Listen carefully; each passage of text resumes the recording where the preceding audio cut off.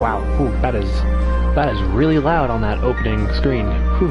For that's a really jazzy, dearly beloved welcome. It's been a while since I streamed, but since the demo version of Melody of Memory released just yesterday, well actually technically today, midnight, so we're gonna give it a try here. See what it's all about. It's a rhythm game. I enjoy rhythm games to a degree. I haven't played many of them. Elite Beat Ages is one of my favorite ones from the DS, but that's just that one.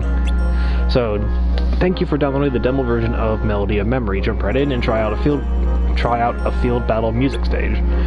These stages, you battle enemies as you run on a musical staff to reach the end, clear the song. You can use different buttons to attack, jump, use abilities, and more. Time your actions to match the timing guides that show exactly when to press a button.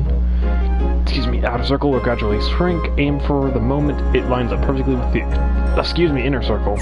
Okay, let's give this a try.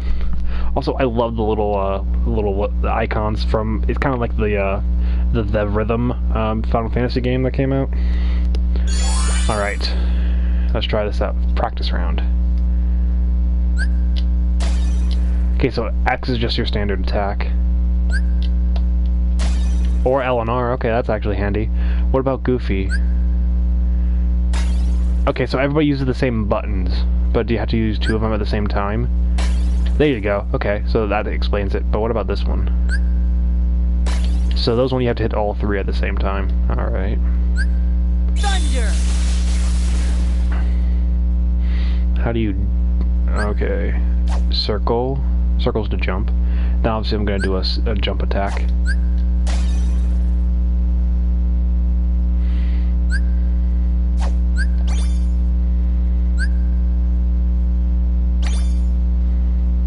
Interesting.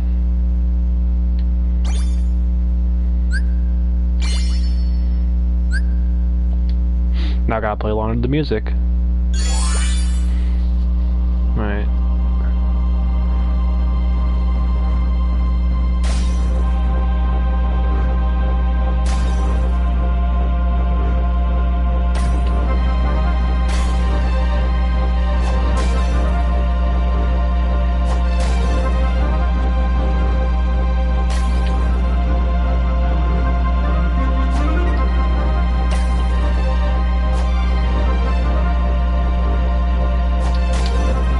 Again, my rhythm is a little bit off.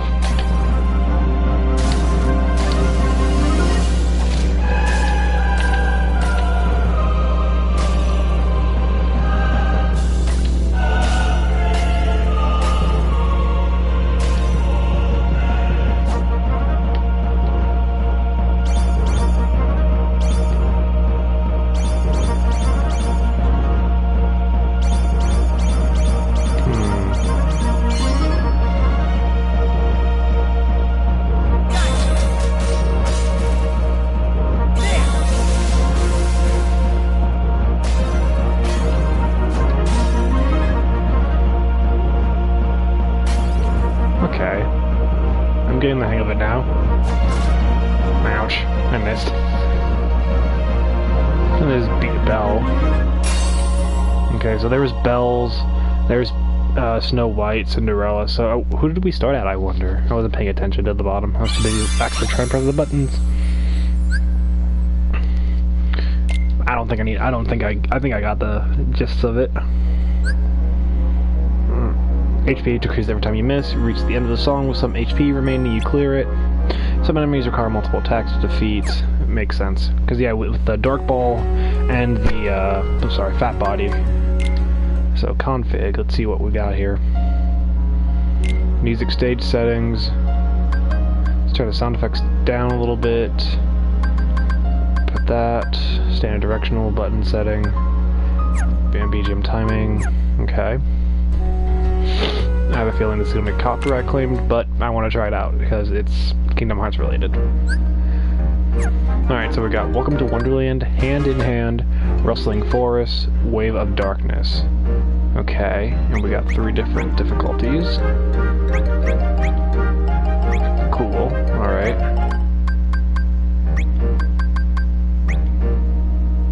Alright, let's give it a try. Oh, what did I just click? Demo? What?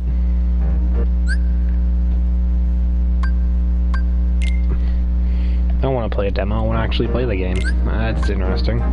It doesn't tell you that. I don't know. It didn't tell you about that in the instructions prior, but... Alright, let's give this a try.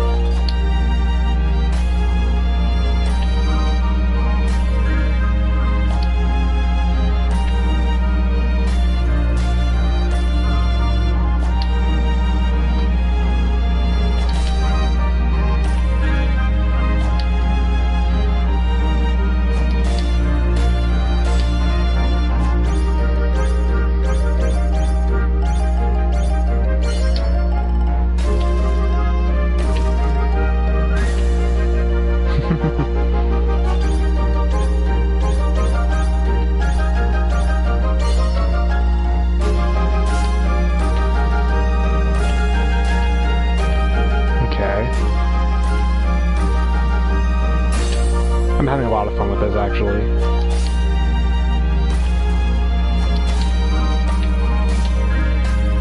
That's also because I'm a Kingdom Hearts fan. Like, this is actually a really good rhythm game. Somewhat.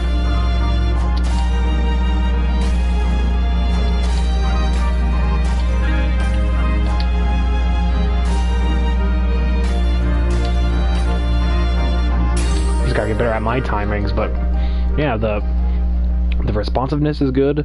There's little to no lag when you hit the button to attack. Pretty good. I like it a lot, actually. It's a lot of fun so far. Alright, A+++. There has to be like an S bar or something. There has to be like an S, I'm guessing. Character stats. Interesting. So, I'm guessing you can go through each different, so I'm guessing with Birth by Sleep we're gonna get Aqua, Ven, and Terra, and for 0.2 it's probably just gonna be Aqua, I'm guessing? We'll see. Alright, hand in hand, Traverse Town, let's go.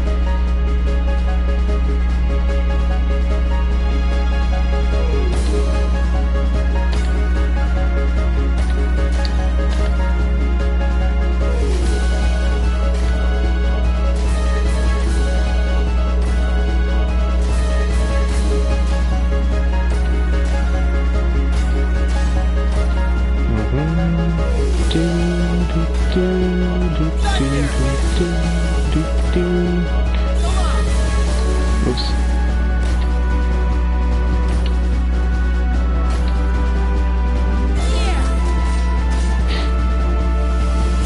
The giant shadows.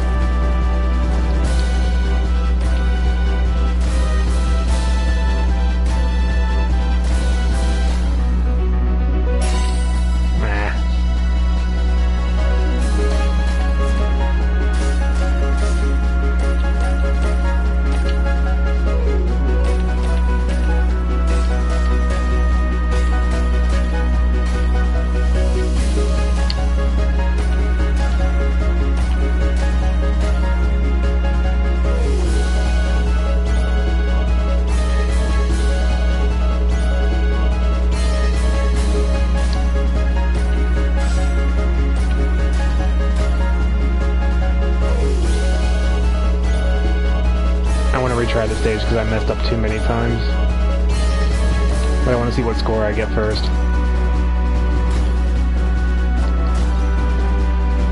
This is pretty fun though, actually. I just like good rhythm games, I guess.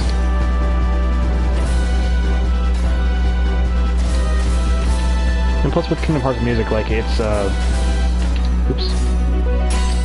Yeah, I definitely want to retry that stage, but, like, the beat is good, obviously. It's a game like this is good with headphones, obviously.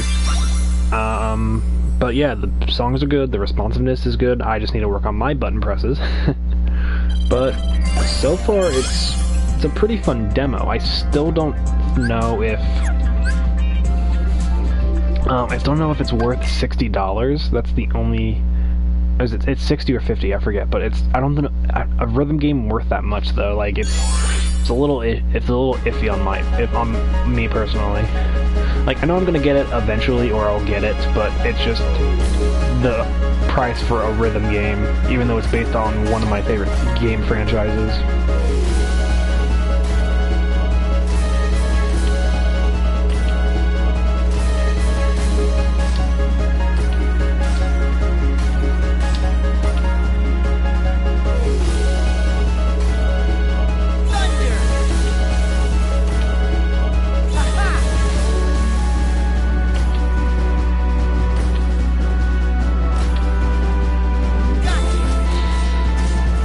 I kind of upset that the Ars Arcanum doesn't go with the rhythm.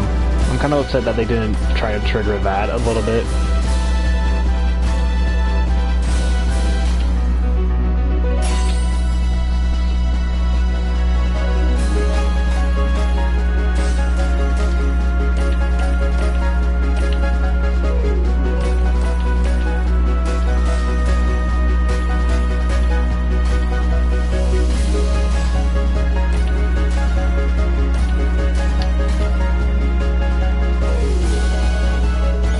This is giving me the ice cream mission vibes from Dream Drop. Not Dream Drop, Birth by Sleep. I don't know why I confused those two. I guess because with them being the only two games that like use acronyms. If I'm using that word correctly.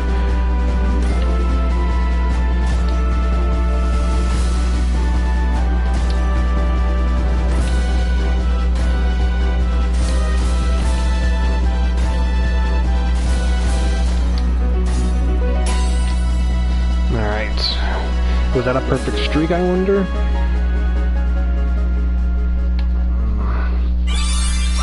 Or just a full... They call it the full chain, not perfect streak. Okay, so that was another triple... It was another A triple plus. Okay, cool. Wait, that's it? What? I played 2 songs, one I've repeated. That's so weird. Okay, now we got Rustling Forest and Wave of Darkness. Alright, Rustling Forest. I can't change the team. Okay, let's give this one a try. I don't know... the issue is, like, Kingdom Hearts has really good music, I just don't know really any of them besides, obviously, the opening titles. And, like, there's background music, but I didn't know they actually had real names to them.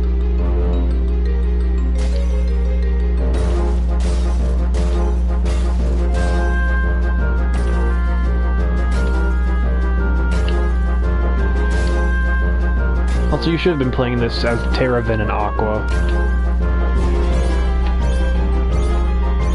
You kind of missed an opportunity with that one.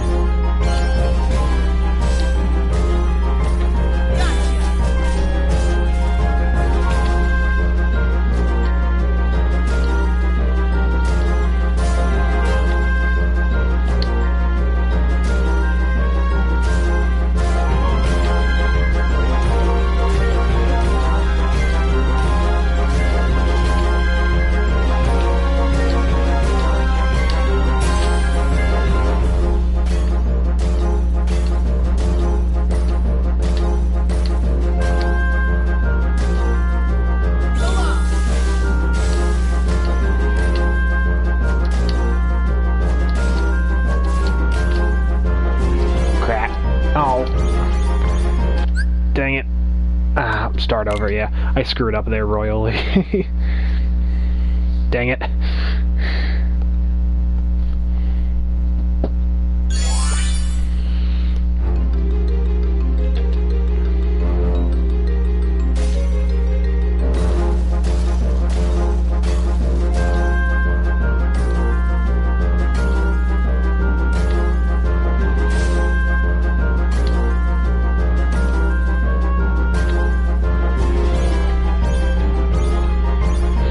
Okay, so you can use the X, L1, or R1, but this is basically easy as just using the X button for everybody, unless you have like the double or the triples.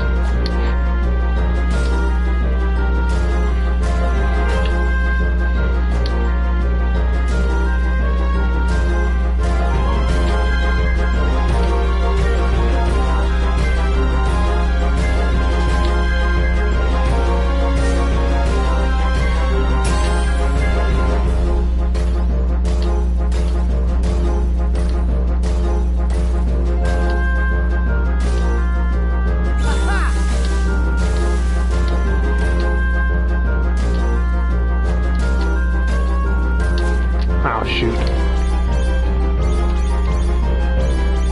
I'm just gonna keep going.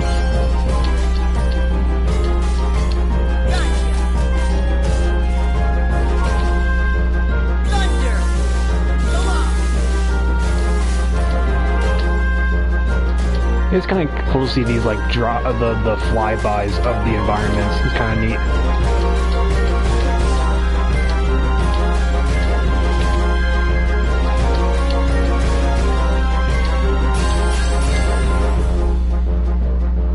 Now, you could probably play this with a Guitar Hero controller, but the only issue is, like, well, one button's obviously X, but the shoulder buttons I don't think are mapped to a Guitar Hero controller. A double plus, dang it, I was so close to getting the triple plus, probably. If I didn't get those two misses, I probably would have got it. I want to try again. I'm curious if there is an S ranking, or if it's just the triple pluses. I have to like be completely perfect on one of these to see.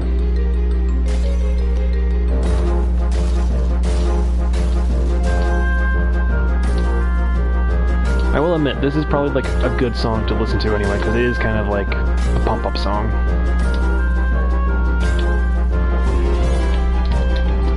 Dang it! Yeah, I think I'm thinking of the, when I'm trying to do this, the glide, I think I'm trying to do the aerial dodge, so that's why I think I keep missing it. I gotta remember, I just gotta hold the button.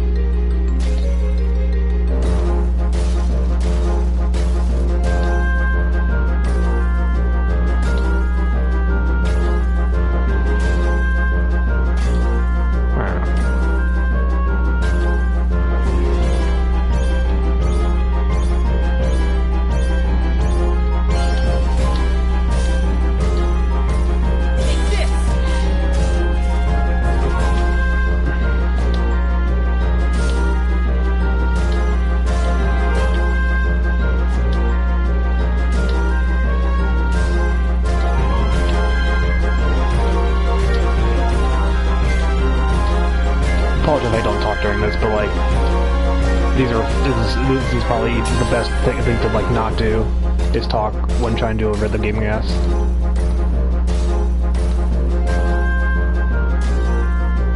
Thunder!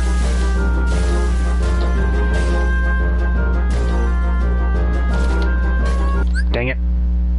Keep going.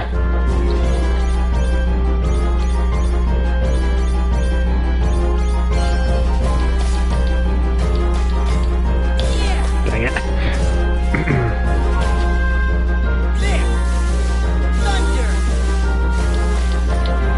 That's another thing too, like the spells are definitely not on beat either. Like I kind of wish they tried at least to do that too a little bit.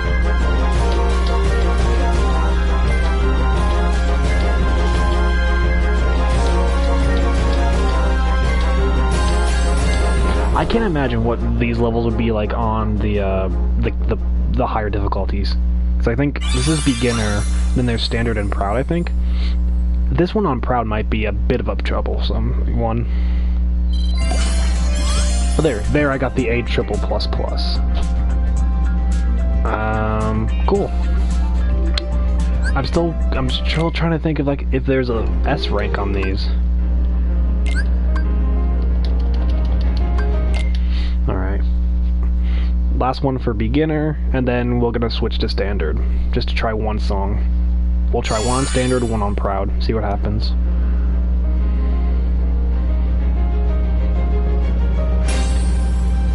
Good way to start. Nah. Oh, This sounds like a gummy ship music. In all honesty. If you see me looking over to the off screen, I'm playing Union Cross, a Dark Road on a tablet off screen.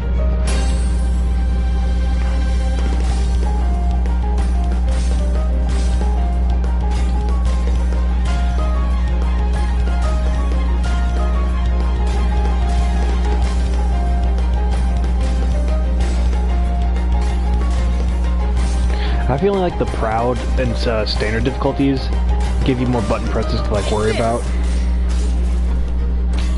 I almost missed that.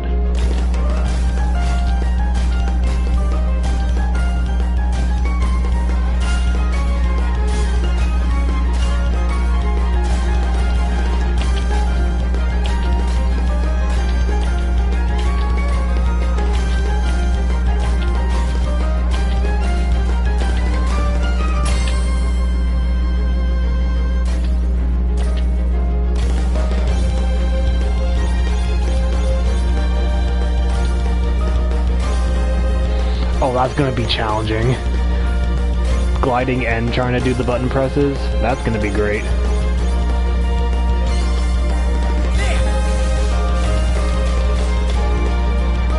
Hey Caleb, long time no speak. It's going good.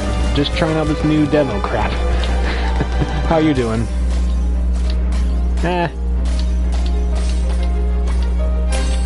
Crud.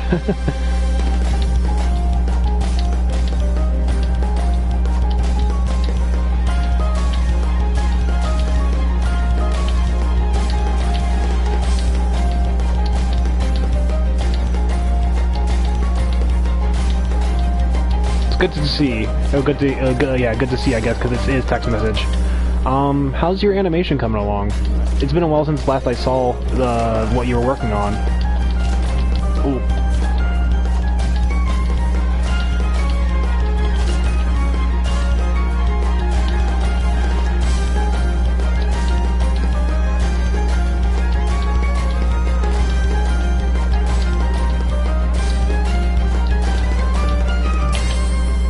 Okay, good to know that's going well.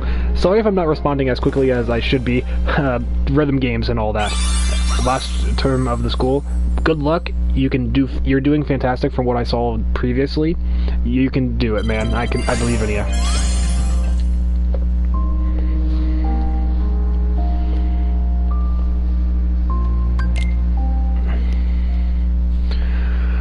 Whew.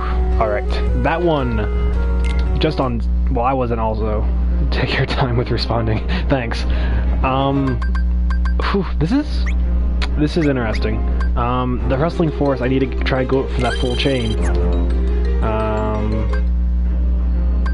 Wrestling Force is definitely a favorite, I think.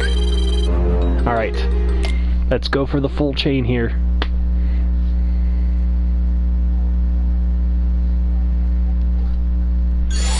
Alright. I like this game because it's a simple one button until you get like the multi-notes, basically.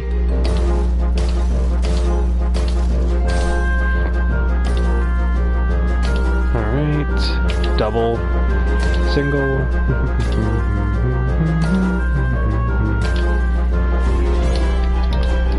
Dang it!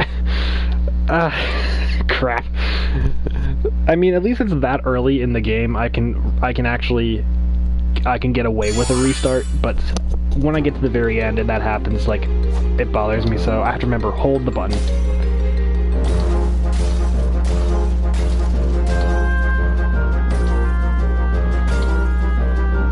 Also, I thought Donald would be using magic, but he's just whacking people with the staff. It's kind of funny.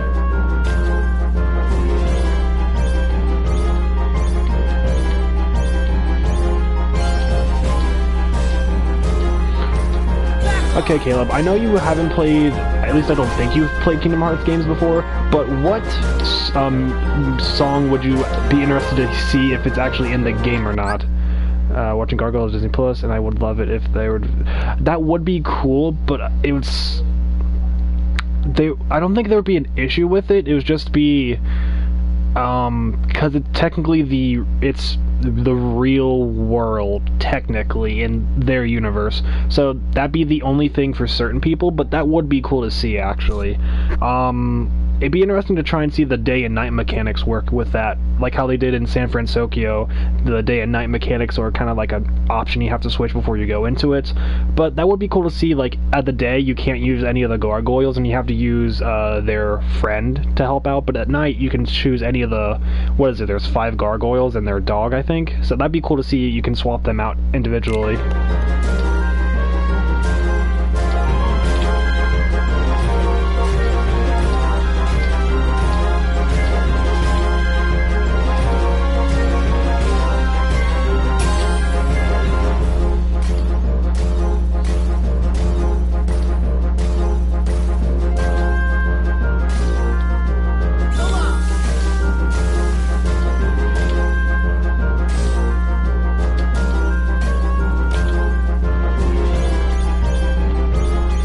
Well, you've been watching Gargoyles. I've been rewatching Phineas Ferb. I don't know, maybe either Bare Necessities or I Want to Be Like You from the Jungle Book would be cool. Yeah, sadly, the Jungle Book was planned for the PSP game, but it never actually got fully finished, sadly. Those would be kind of cool to see if they did a Jungle Book world.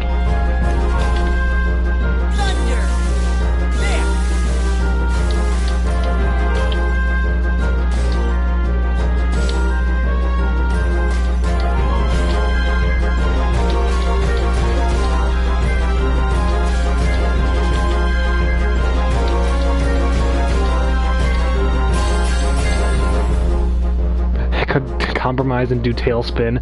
That could work. The only issue with I don't know much about Tailspin, but does Mowgli still exist in the Tailspin universe, or is it just the animals completely? Because what I was thinking with if they did do Jungle Book is that they could just do Sora could still be human, but Donald and Goofy could turn into an animal like how they did with Lion King. They could change their animal typing. I'm just trying to figure out, like, if that would work, in all honesty, though. It might, but who knows. I haven't seen Tailspin. The only character I think are from... Yeah, Blue, Louie, and Shere Khan. Yeah, that's the only characters from the movie, so I'm guessing it's not... Obviously, it's not canonical to the movie, obviously. Could you just imagine, like, years after the events of the movie, that Baloo becomes an airplane pilot?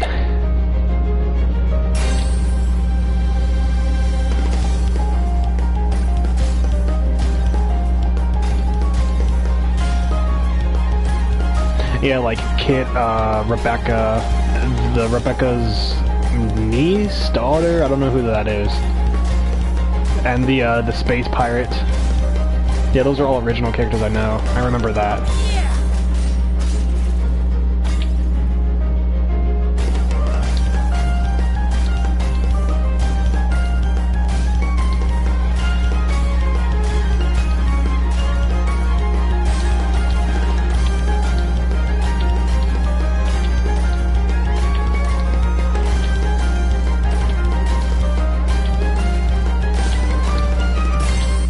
I've seen from that one promo poster, the kids from the original series are going to be adults in DuckTales 2017.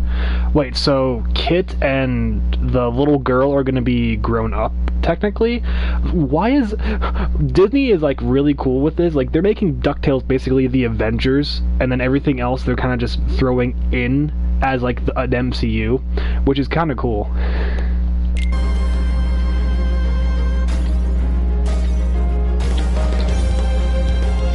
I guess it would technically be the DTU.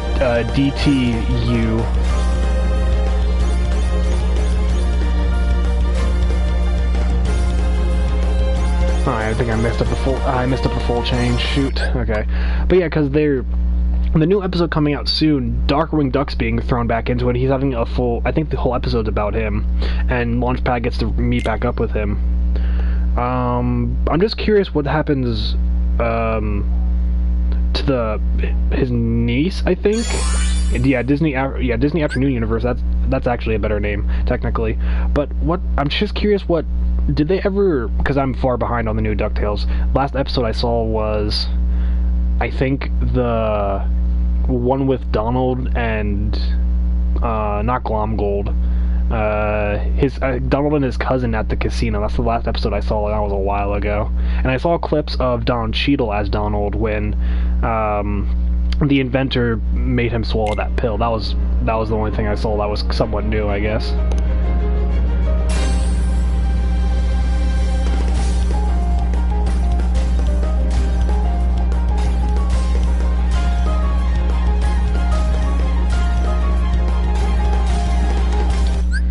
Gladstone Gander. Yeah, the lucky cousin, yeah.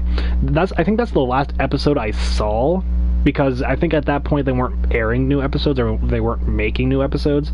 And by the time they started airing new ones, we don't have cable, but they're on Disney Plus, so I have no excuse to not see them. I've just been binge watching Phineas and Ferb.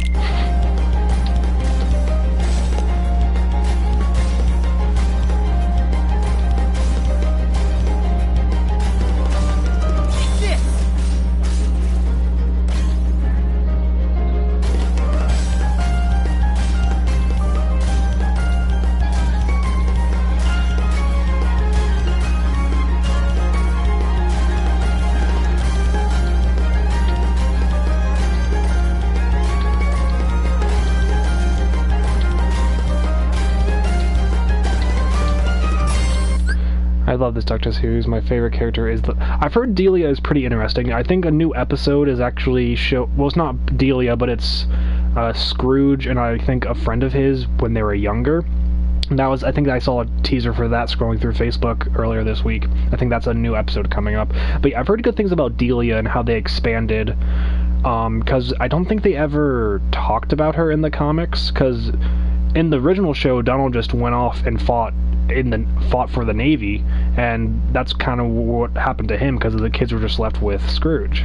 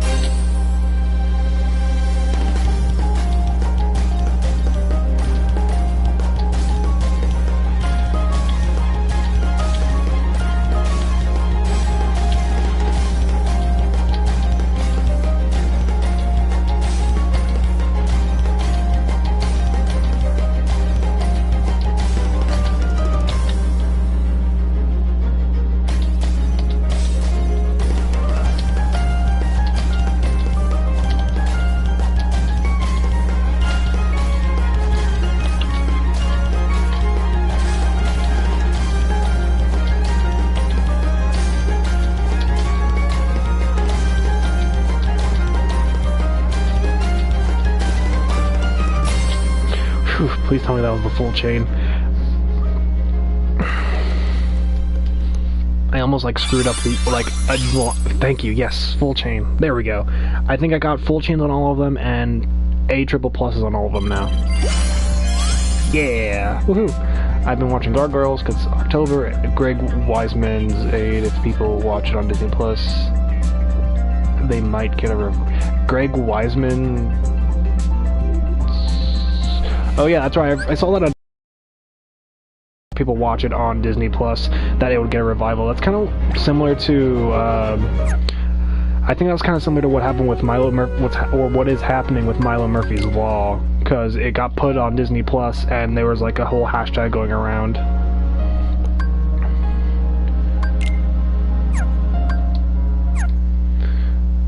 Oh cool, I didn't know that. I didn't know he was the creator. I thought he was just one of probably the artists or something. That's cool though. Alright. Try one on standard, one on proud, and then that'll probably be it for this stream. I just wanted to come up here and test it out. Considering there's only 4 songs, 3 difficulties each, there's not really much to play around with, just to see the different difficulties of each song.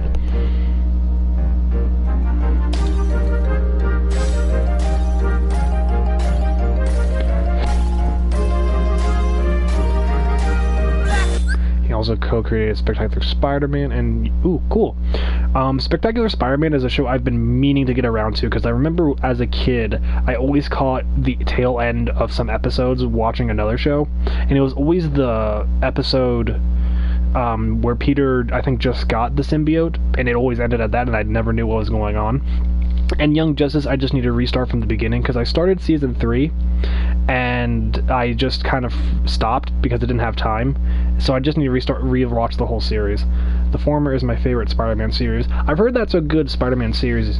My favorite, without watching a lot of them, I honestly liked the Ultimate Spider-Man show. Drake Bell did a really good job as Peter Parker Spider-Man, in my opinion, and I'm not the biggest fan of Drake Bell, because this might be controversial, but I'm not the biggest fan of the live-action Nick shows, except for, like, the old-school stuff. I don't like iCarly, don't like Zoe 101, I don't like Drake and Josh. I understand people enjoy it, but it's just not my kind of show.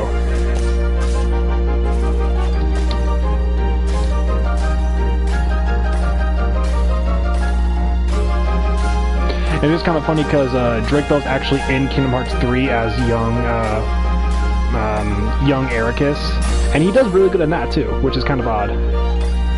Like, I don't dislike Drake Bell, I just don't like the Drake and Josh show.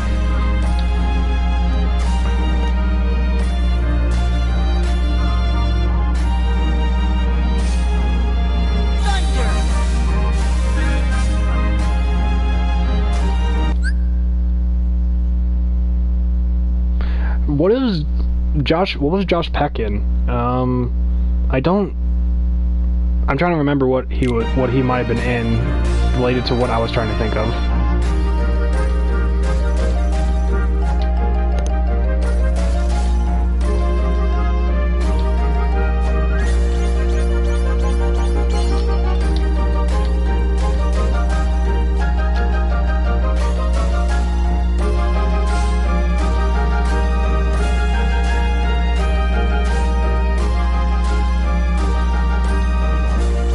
That's right, he was Casey in the 2012 Turtles series. He was pretty good as Casey, in all honesty. Granted, it is kind of my favorite Turtle series that I've seen in a while. I've heard Rise is good, and I've seen, like, the first episode. Oh, crap. I gotta pay attention to this. But yeah, I forgot he voiced Casey in the 2012 Turtles. I was too focused on, Rob Paulson, honestly, as Donnie, Sean Astin as Raphael, Corey Feldman as Slash, and the multiple voices of Leonardo. Greg Sipes, who's also Beast Boy, was Mikey. But yeah, I forgot he was Casey Jones in that. And then Mae Whitman's April, too, so the voice of Katara. So you got a good cast of people from in that show. I don't know anybody else's name that I can think of off the top of my head. I know for the... Yes, that is one good thing we can both agree on. The Rise's animation is gorgeous. Like, it is ridiculous. Like, you can, like, the art style is hit and miss if you're not a big fan of that kind of style, but the animation, especially like the series finale fight scene, that was really gorgeous.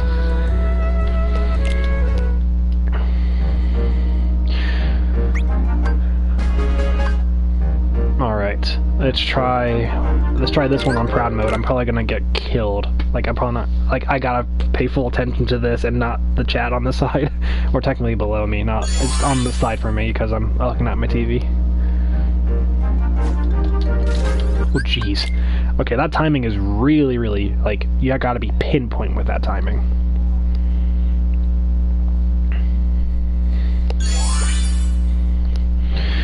Alright.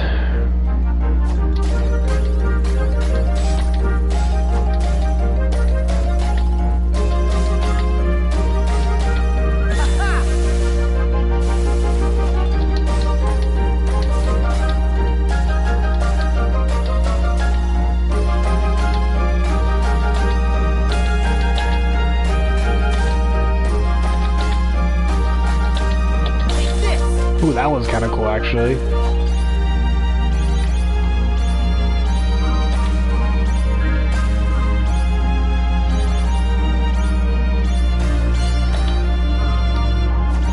Oh, I was supposed to hit that as Sora, shoot.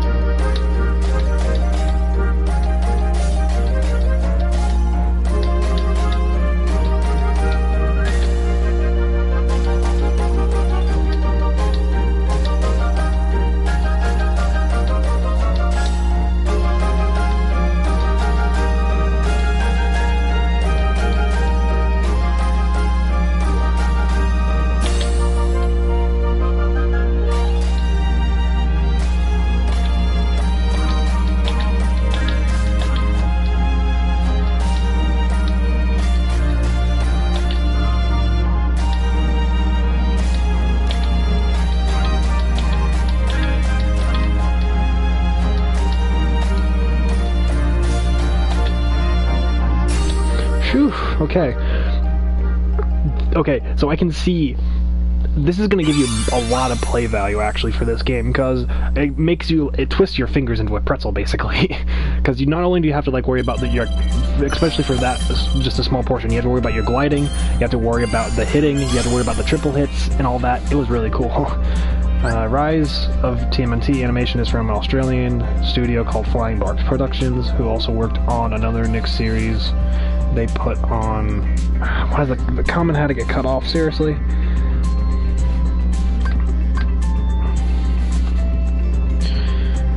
What does the comment say? Got cut off. Oh, glitch text. I actually heard a lot of good things about that too. That's on my watch list. Yeah, I've heard of, because it was originally on Nick, and then Netflix bought it because it wasn't getting the views on Nick. Like, it's ridiculous sometimes what they do go to.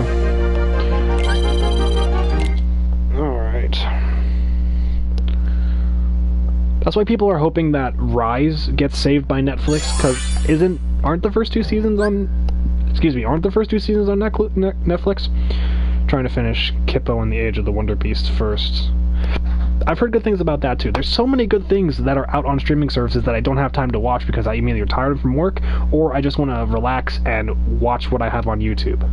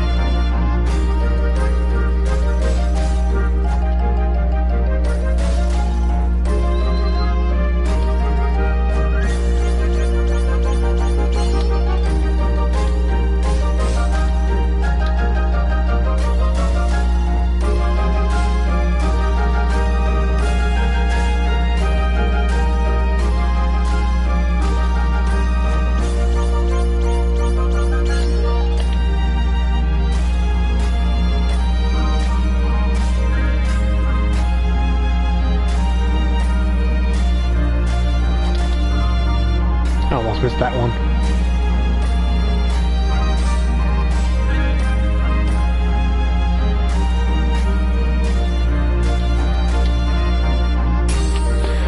I think that was the full chain. I don't think I got I think I got nothing but excellence on that too. I have to check the results screen obviously, but I did get the full chain, so that's awesome. Okay, what do we got? 1 good. 98 gold excellence, 32 gold, 98 rainbow, 32 gold excellence. Oh man. I like how you also get stats in this. That's kind of funny. Okay, this is a lot of fun. I'm curious what this plays like on standard. Oh, man.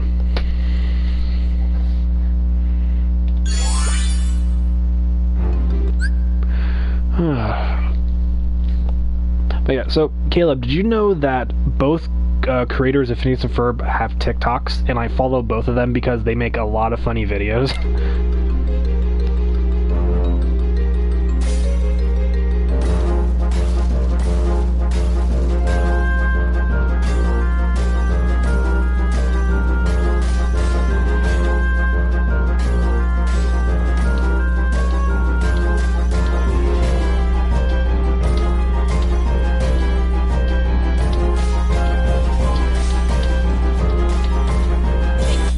I don't have TikTok, and I did not know that. Well, TikTok is it's a okay platform. I just follow a few people on there, and it's nice. Jack Black is funny on there sometimes when he posts the occasional video. Dan and Swampy are really funny guys though, so I did follow. Yeah, they are really funny guys. I remember the I forget what it was. It was Dan's account, and he was showing someone made a combination of my shot from Hamilton and There's a Platypus Controlling Me. It was a brief clip, obviously, but it was really funny, actually.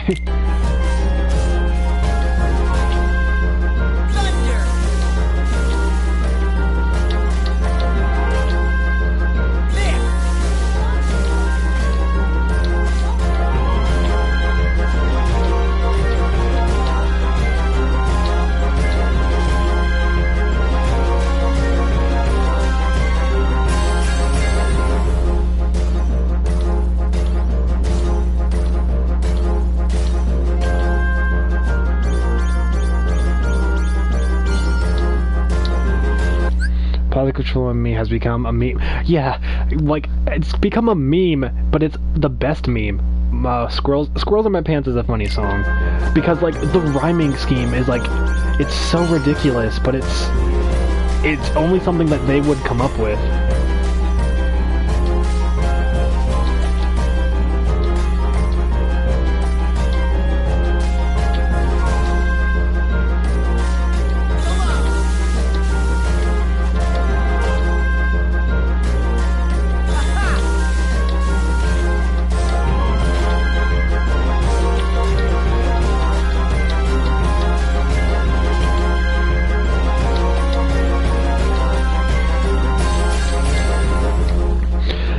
Because, like, I forget what I think Dan posted a video on TikTok about, like, how they did the rhyming scheme for Squirrels in My Pants, and it was, like, ridiculous.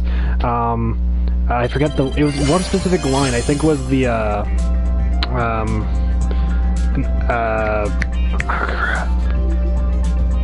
I think it was because it was either the academic degree or it was another line earlier in the song. But, like, the rhyming scheme, just how the words just are close enough rhyme that it fits, and it's hilarious. I'm still a little impartial to my favorite songs.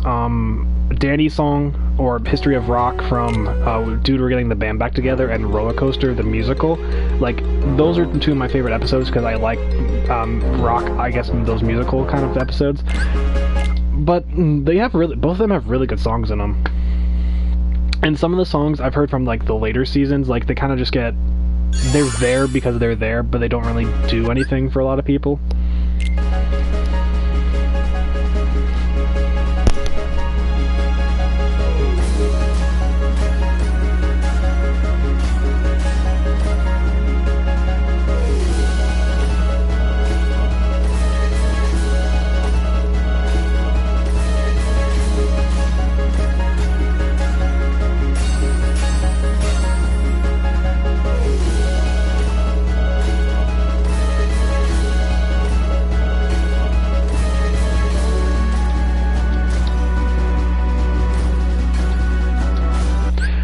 Ain't Got Rhythm's a good song too, but there's a lot of people claiming it's an underrated song. Like, no, it's a good song, but there's no way in heck it's underrated, considering it got released on the first album they ever did, while I don't think History of Rock ever got released on a CD, and I think there's 5 or 6 CDs containing songs from the show. considering the movie soundtrack threw songs from the show onto there as well, because there wasn't many songs from the movie. But, like, there's a lot of songs that they never got released on CD, like History of Rock never got released. Some of, like, the really short ones never got released, too. Like, the, Area Aerial Rug. That was basically just their take on a whole new world, which is hilarious. None of, like, the little themes, like Pinhead Pierre's theme didn't get on there. An episode I don't see a lot of people. I've heard a lot of good things about the episode too. I remember seeing the Wizard of Oz episode. I've seen clips of before. It's just weird seeing Doofenshmirtz as the Wicked Witch, but it makes sense. And Buford as the Cowardly Lion is the best part, because when Candace asks him what he wants, he says, "I don't want nothing," and then he's about to start a song, and then he proclaims he wants nothing, and that's the end. I find that perfect.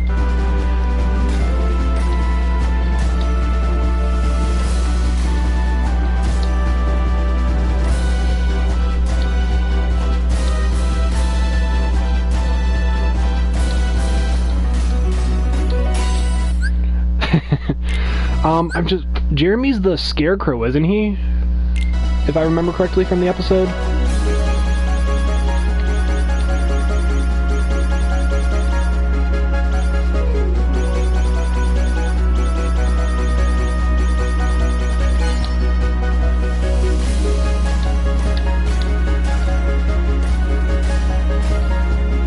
Because I think it's Buford as the Cowardly Lion, and Jeremy's the Scarecrow, and I think Baljeet's the Tin Man, I think. Phineas is probably the Wizard of Oz, obviously. I'm just trying to go off of, like, the character traits.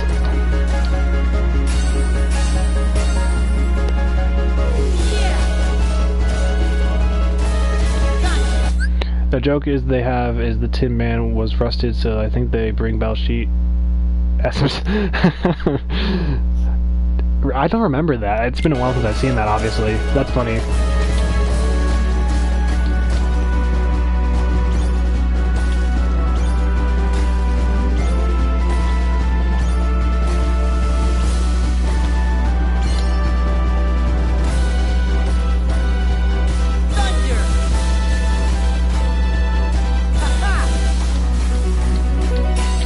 And the Wizard of Oz. Oh, really? The Wizard of Oz is mom. Oh, yeah.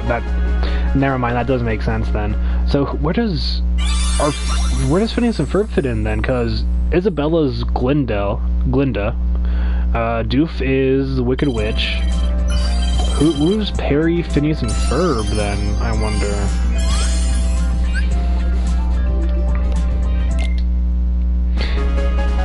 That's right, he's the talking tree. Then who's the Scarecrow? Crap. Well, that's a random feature. That's kind of handy. But yeah, so yeah, he's the talking tree. So who's the Tin Man and Scarecrow then? Is Phineas has to be one of... I'm guessing Phineas is either the Scarecrow or Tin Man, and possibly Ferb. Okay, Baljeet's Scarecrow. Who's Tin Man then? Oh gosh. Tin Man has to be either Phineas or Ferb, because that's the only thing that would make sense to me.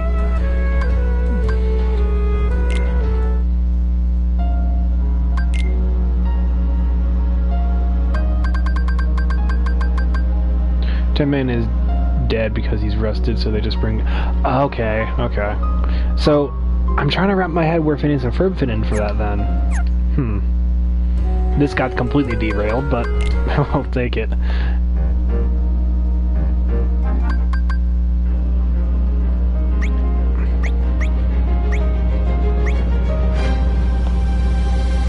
So why does that one have a star with full chain, but these ones don't?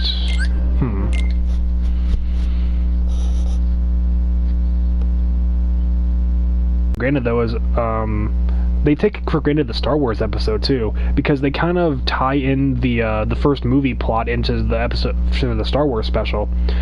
Because I saw a clip where Phineas, Ferb, and Perry meet Isabella, and Phineas basically tells them the story of how he's a secret agent for the Resistance, which is just the story of he's a secret agent from the first movie. It's kind of cool that people kind of missed that little detail if they weren't really paying attention. I think all of their specials are really underrated, because the Mission Marvel one is one of my favorite ones that I remember.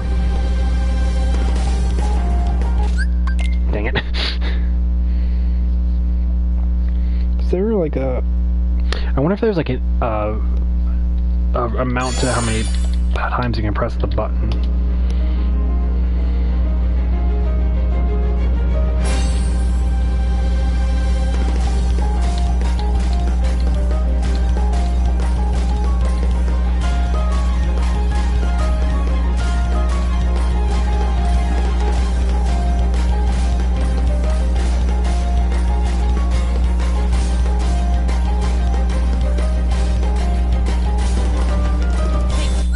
I love how I really realized that Doof is one of the best.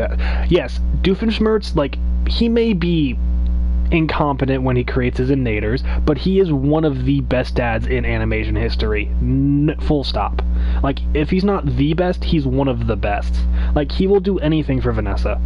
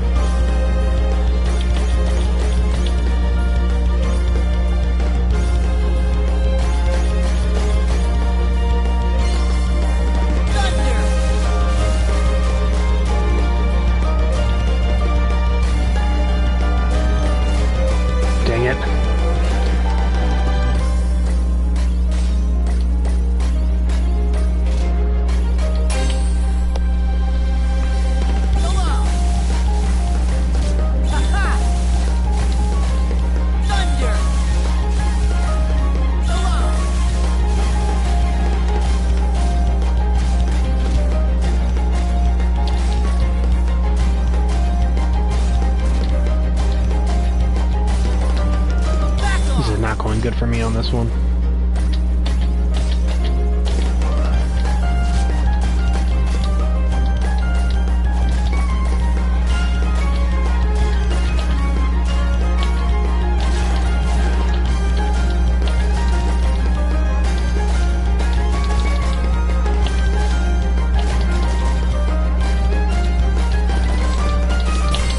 Yeah, this was a really bad one of that one. Yeesh.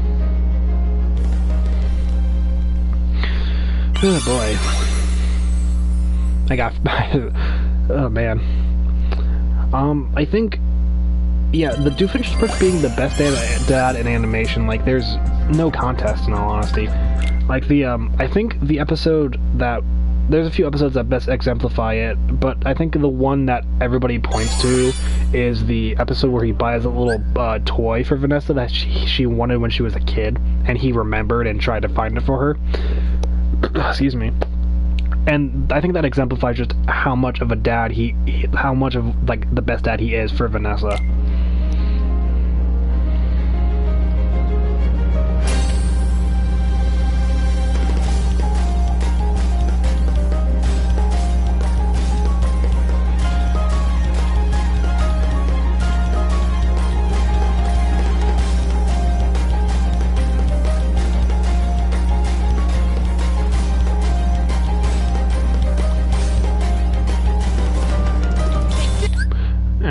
Song.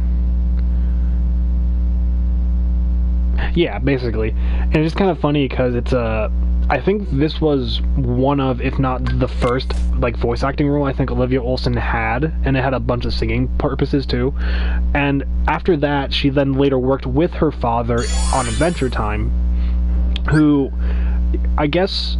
Yeah, Martin Olson also worked on Phineas and Ferb, so technically they still worked together, but they had more of a closer relationship on Adventure Time, because I think they were always writing songs together, but I think Martin just wrote songs more for Phineas and Ferb, and then Olivia sung for them, but they didn't, like, write back and forth for some of them. Like, I think her and Martin wrote some songs for Adventure Time together, but I could be wrong. Could be misinformation.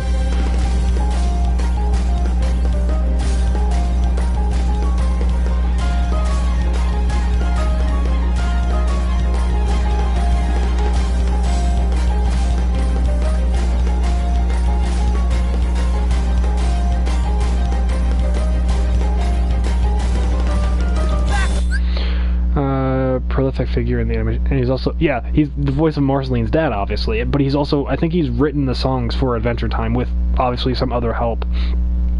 But I think, here's another fun fact. Did you actually know that both Dan and Swampy used to write for SpongeBob?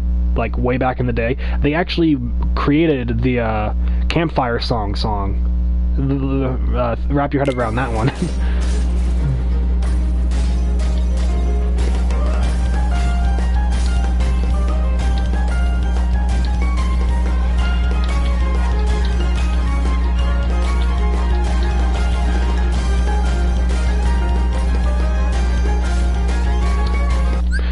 I knew they worked on Rocco. I didn't know they worked on SpongeBob, though. Ah, crud. I'm just gonna throw this one in the trash. Crap. Like, I guess the good thing about it is, like, you only use either X, L1, or R1. That's really the only controls you use besides circle and triangle when it pops up. But not very often. Oops.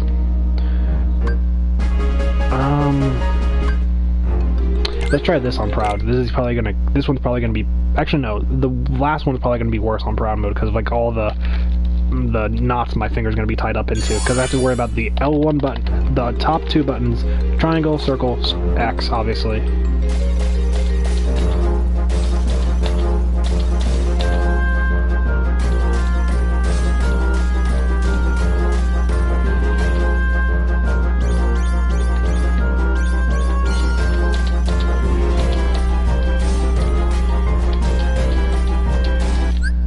Storyboard one episode where Rocco and have her meet a stranger and go on tangents about his friend. I didn't know. That's kind of cool.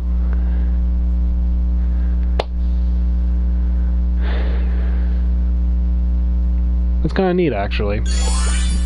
Oh, did you also see that Dan had a new show that just got greenlit for Disney? Heather and Hamster, I think it's called.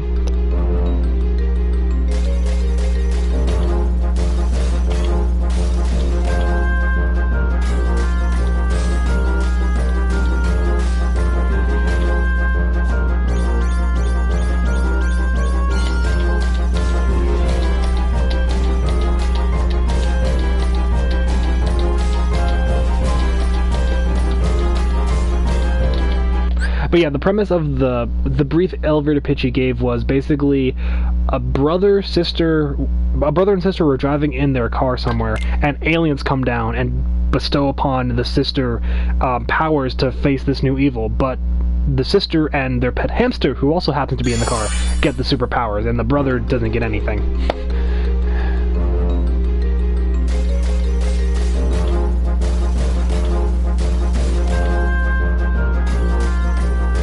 So now he has a superpowered sister and a superpowered hamster.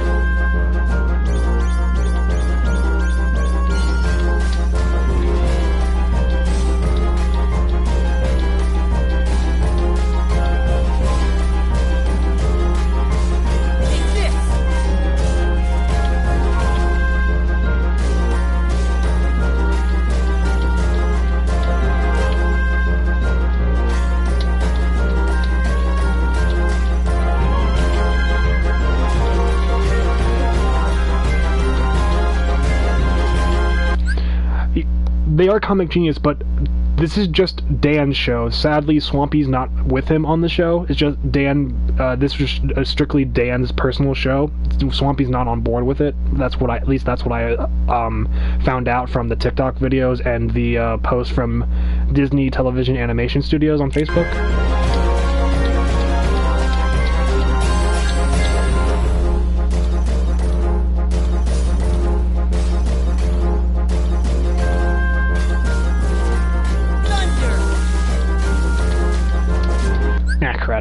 Yeah, like it's regardless of if they work together or not, like it's gonna be funny. I have a feeling. Like it's gonna be funny. It's gonna have like random, like the art style already looks like it belongs in the same universe as Phineas and Ferb and Mila Murphy. In all honesty. Well, it doesn't show I'm a huge... I've watched, I think, the first few episodes of Owl House. It is genuinely funny. I just haven't had the time to catch up.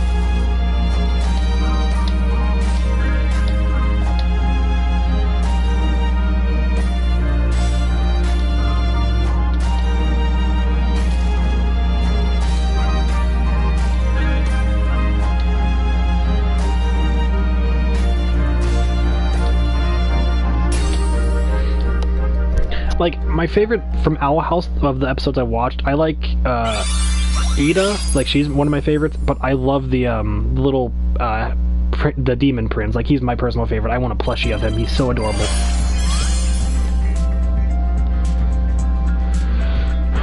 Alright, so we got a new thing, obviously. So there's the A triple plus with all excellence. So I guess that's an extra thing. King, that's his name. I couldn't remember his name, but he's adorable. He's my favorite. And then Ida's funny. Owlie is, from what I've seen, like, Owlie is funny, but he's just an owl face and a door. I've heard, like, it gets really interesting later on with him. The two witch friends that Luz makes, yeah, Hootie is funny, but like the two witch friends that Luz makes, and like the rival that she has in the few episodes in the beginning, now I know they're not really well, I guess they're still rivals, but they're not like enemies. Like, I don't know, I don't follow the show, that's the issue.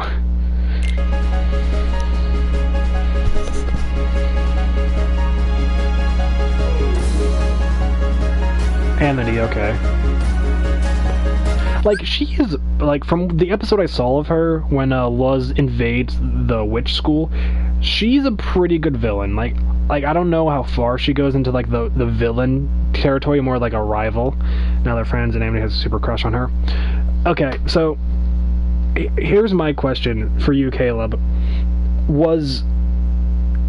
Are there any TV shows currently airing on TV that don't focus, that don't have like an emphasis or like just a kind of small focus on same gender or other like relationships? I'm just curious because like I was scrolling through Facebook and I think I saw a post someone shared. There was like the last it was a picture of Steven and like the last show with a heterosexual person in it. I think that's what the post was. Like I'm just thinking like, was Steven Universe really the last show to have like a person like only have interest in the opposite gender? Like I was really confused by that. So if you have any idea, I'm just curious.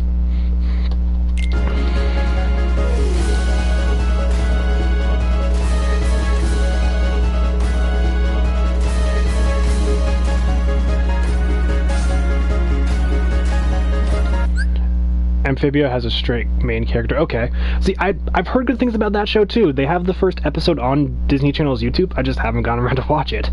I've heard it's getting really dark coming up in this next season or something, but I've heard really good things about that show.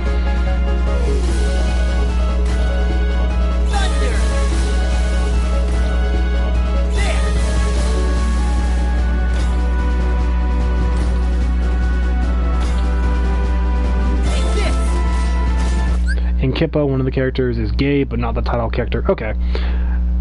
Like, I was just curious, like, what at least on the main, like, TV channel, it's not like a streaming show, but, like, that's interesting to see that, like, obviously not every show has gone the route of same gender or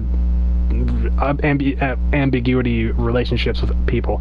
I don't really care that much. They can choose whatever they want.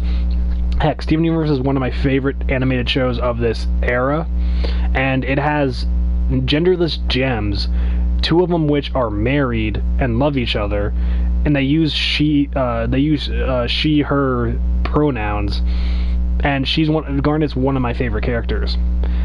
Granted, Steven's obviously my completely favorite, but Steven Universe is one of my favorite shows of this era. Granted, that's not counting much because there's not a lot of shows that are geared towards both kids, teenagers, and basically the whole spectrum of the age groups. Steven Universe was one of that shows that kind of hit properly. Other shows nowadays don't really have that, from what I've seen. Gravity Falls is another one I've heard really good things about. That's where mainly there's like a lot of stuff for the adults, but it fits every age group. I just haven't gotten into watching it. And they have really good characters in that, I've heard. Well, there's other shows I'm probably missing. Regular Show I'm rewatching, and that's more of an adult humor, but kids understand it. I'm not sure, but I'm really happy about this because now a lot of gay people are going to grow up with shows that and that is fantastic that they have that. I'm not saying that it's a bad thing. It was just a weird thing I saw on Facebook. Someone shared that, like, Steven was apparently the last heterosexual main character in a TV show. I have no idea. But it is cool that, like, they actually have TV shows that have characters that they may connect to. Like, people connect to Steven in a way, and people are going to connect to, say, She-Ra, or they're going to connect to Luz, or other people. And that's what happens when you only have one other person in chat talking to, and it's your friend, and granted, no one else is probably watching this right now, so your mind tends to go random places.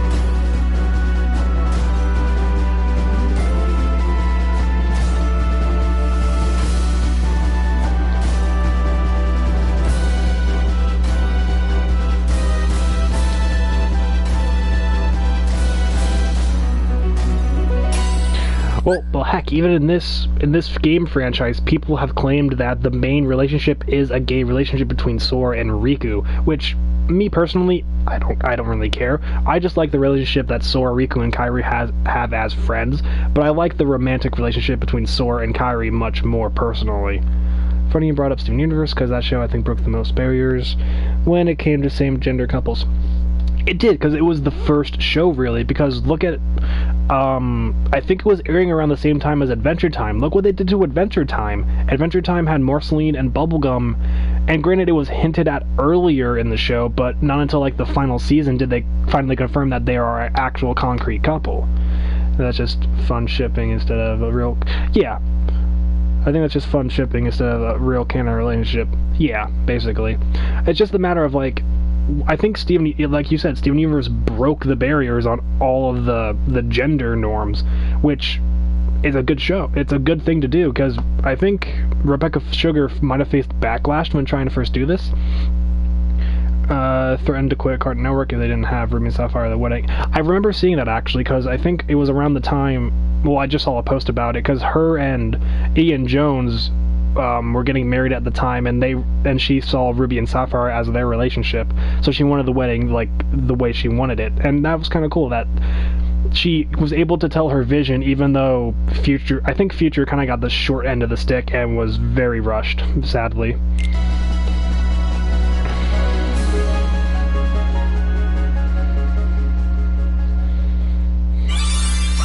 It's sad though, because if you would have quit Cartoon Network, we would have never gotten Steven Universe the way it is now, at all.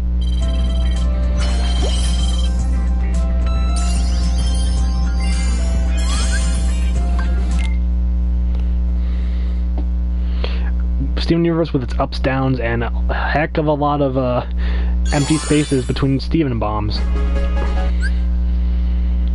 But yeah, that's a good show for anybody to watch, really. I really just wish that the developers of the video games just made a complete package of all three games on one, like, collection, because they came out, the first game came out on all phones, second game came out on consoles, third game's only exclusive to Apple. I remember after Owl House started getting attention for its positive gay representation, Alec Hirsch vented about how Disney wanted them to put gay characters in Gravity Falls. See, from what I gathered from the show, of the few episodes I've seen, I don't think Gravity Falls really needed it. Like, the characters were strong enough as they're on their own, and they didn't really need, I guess the show didn't really need that representation. that's just what that's what I'm speculating from just a few episodes I've seen, and they're the randomest episodes. But in today's day and age, like, it's a good thing to have that representation for anybody around. Like, that's just how it is. And I think Disney, of all people, like, you would think they would be the most understanding, because they're always trying to be more proactive and moving forward. You would think about that, but you never know.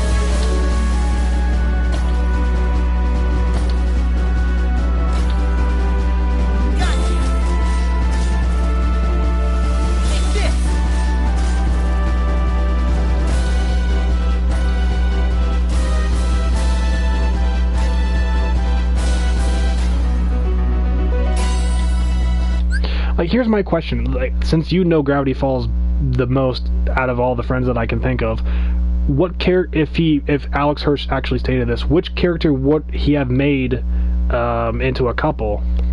Disney is business first and foremost in business. Really don't jump aboard because until there's money to be made about it. Ugh. That's what I don't like about that sometimes. And yet Marvel faced backlash about some of their superheroes being, or I think it was either Marvel or DC faced backlash. No, it was DC, because they faced backlash for Alan Scott in the Earth 2 storyline being gay, which was just dumb. Like, it doesn't really matter. It's technically an alternate Earth, but still, it's nice to have representation in somewhere.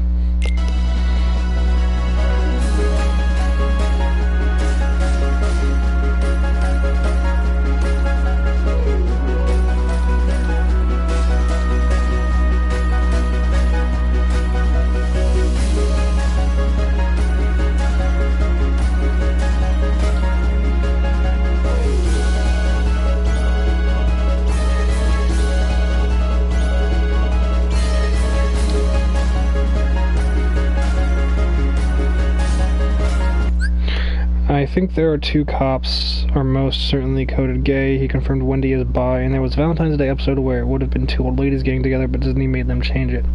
Okay. I don't know who the 2 cops are, obviously. I know who Wendy is, just because she's one of the main characters and Dipper's love interest for the entirety of the show.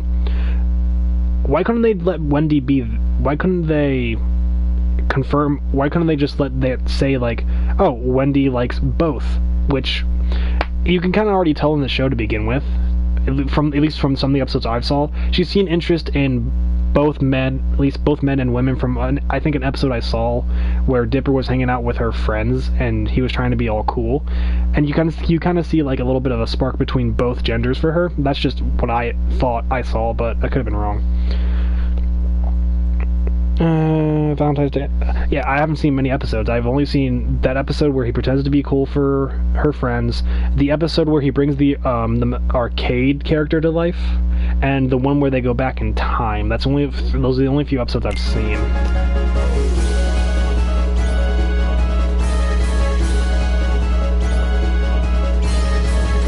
Disney censors wouldn't allow it because they didn't want to offend any homophobes.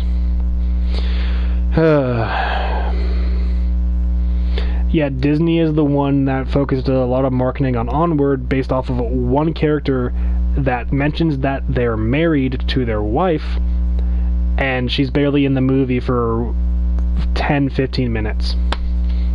And it got banned in China because of that, I believe.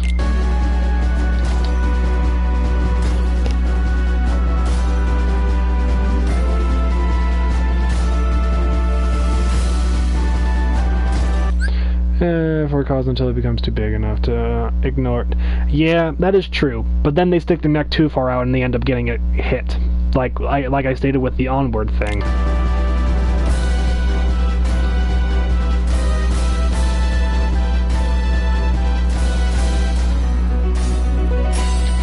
Like, I have no issues with the character itself from Onward. And a lot of people agree with it, they could have did it a different way. That it wasn't like it wasn't like completely like clear cut, I guess. And I think the issue was Disney's marketing department like strictly pinpointing that specific thing about her, like, hey, this woman, this officer is gay, she has a wife, or whatever, however they did it. It was like, you're marketing it wrong.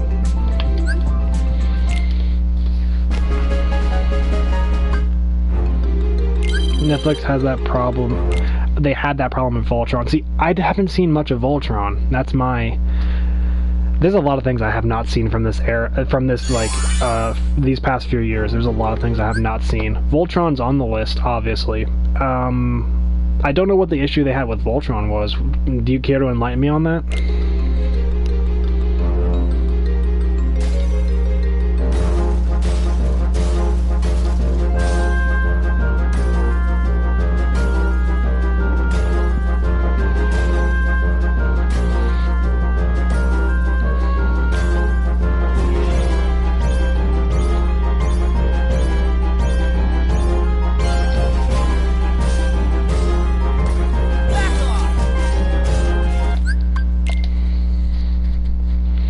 Man, trying to get the all excellent thing. Well, before season 7, they confirmed one of the main characters to be gay and had a boyfriend back home. Okay. I honestly don't see the problem with that, but I guess other people did. Only until season 7 came up, they killed his boyfriend off. Yeah. Wow.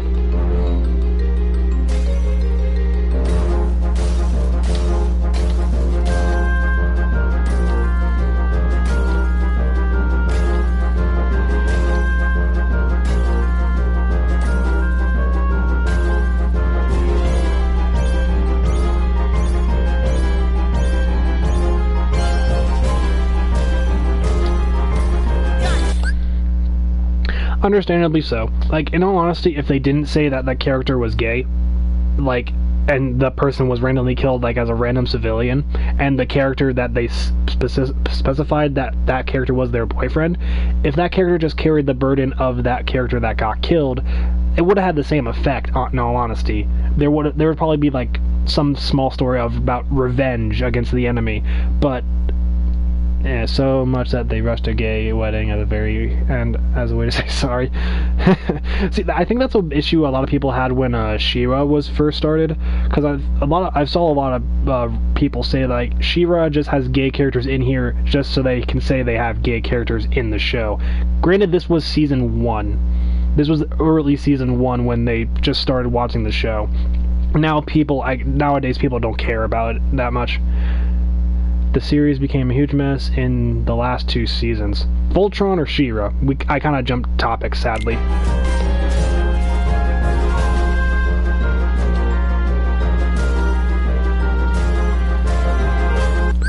Voltron, okay. See, I don't really, unless it's a show I'm really invested in, I don't go further into details about finding stuff out about it. Voltron I want to watch, but like I'm not like the deeply invested in it. Like a show like Power Rangers. I like Power Rangers, so I'm interested in going and watching the original Sentai footage that inspired the shows of Power Rangers. So that's where I dig into that, and other shows like Phineas and Ferb, Ben 10, Dragon Ball, other anime. I'm interested in the characters, the subplots, just the overall general making of the show, so I dig into it. A show like Voltron I have no connection to or haven't watched. I don't really know the behind-the-scenes stories of it. I don't think it's an overly good series, even though I feel the ending was a mess. Okay, it's viable. I honestly haven't seen Voltron, but and there's a lot of messy stuff. Like, what do you mean messy stuff? Like how they did characters, or just how they kind of wrapped up the story as a whole?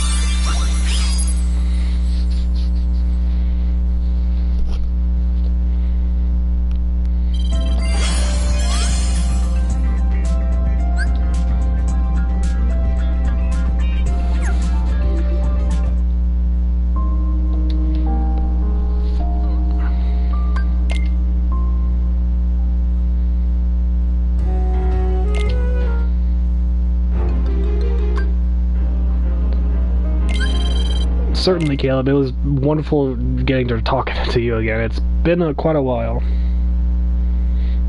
I know we definitely jumped a lot of we definitely jumped around a lot of trains of thoughts here.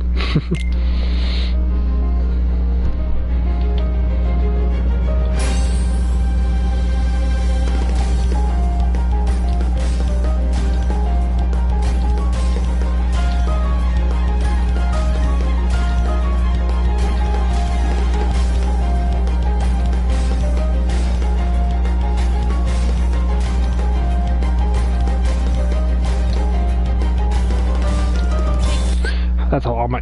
I mean, you're not wrong. It's mainly all of both. It's anytime we talk together, like all of our conversations go completely off the rails. Talk to you later. You do take care of yourselves as well, and have enjoy the time. Good luck on your art. Good luck on your animation. I'll definitely keep in touch. I have when you eventually reopen commissions, I have some ideas, and I want to throw your way.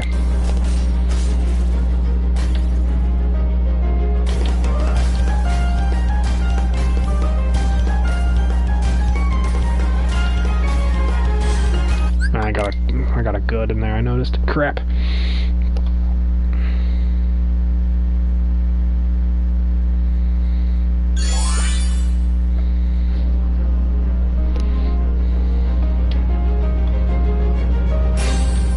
Dang it.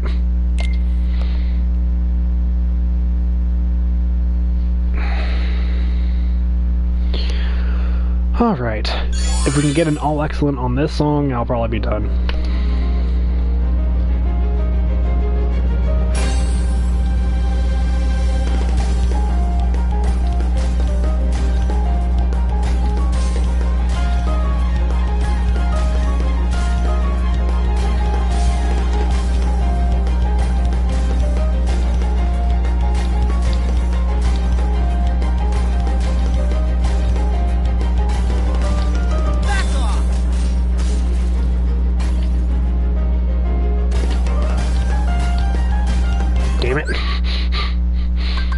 Dang it.